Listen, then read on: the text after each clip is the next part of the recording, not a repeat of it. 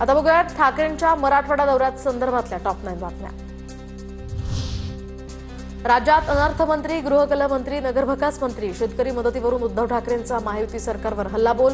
न्याय मिळेपर्यंत शेतकऱ्यांसोबत राहणार, मराठवाडा दौऱ्यामध्ये ठाकरेंचा निर्धार। दिवाळी येऊन गेली पण शेतकऱ्यांना मदत मिळणार कधी? पैठण तालुक्यामध्ये नांदरमधील दौऱ्यादरम्यान उद्धव ठाकरेंचा सरकारला सवाल। जिल्हा परिषद निवडणुका होतील तेव्हा दयावान पंतप्रधान पुन्हा कोपराला गूळ लावणार, ठाकरेंचा निशाणा।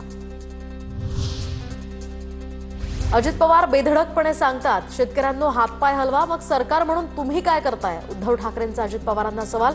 तर सारखंच फुकट कशाला असं म्हणत शेतकऱ्यांनी सुद्धा हातपाय हलवले पाहिजेत, या अजित पवारांच्या वक्तव्याचा घेतला समाचार। उद्धव ठाकरे आता नवीन शब्दप्रयोग करतायत। राजकारणात दुकान चालवायचं असेल तर त्यांना अशी टीका करावी लागेल। उद्धव ठाकरेंच्या टीकेवर सुनील तटकरेंची प्रतिक्रिया। नुकसानीची शेतकऱ्यांच्या खात्यामध्ये 2 रुपयांची मदत जमा झाली आहे। उद्धव ठाकरेंची राज्य सरकारवर टीका, तर उद्धव ठाकरेंसमोर शेतकऱ्यांनी मांडल्या व्यथा। शेतकऱ्यांना यावेळी अश्रूही अनावर। उद्धव ठाकरेंना आता घराबाहेर पडण्याची उपरती झाली आहे। कोरोना काळात लोक मरत होते तेव्हा ठाकरे घरातून बघत होते। गिरीश महाजनांची उद्धव ठाकरेंच्या मराठवाडा दौऱ्यावर टीका।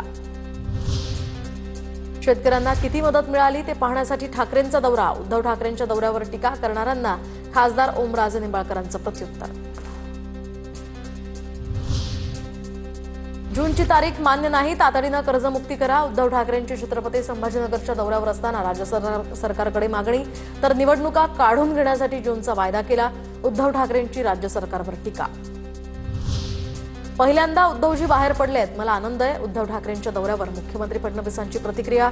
उद्धव ठाकरे मुख्यमंत्री असताना कधी शेतकऱ्यांच्या बांधावर गेले नाही। मुख्यमंत्री असताना कधी मंत्रालयाचा दरवाजा कधी त्यांनी पाहिला नाही। उद्धव ठाकरेंच्या या मराठवाडा दौऱ्यावर बावनकुळेंची टीका।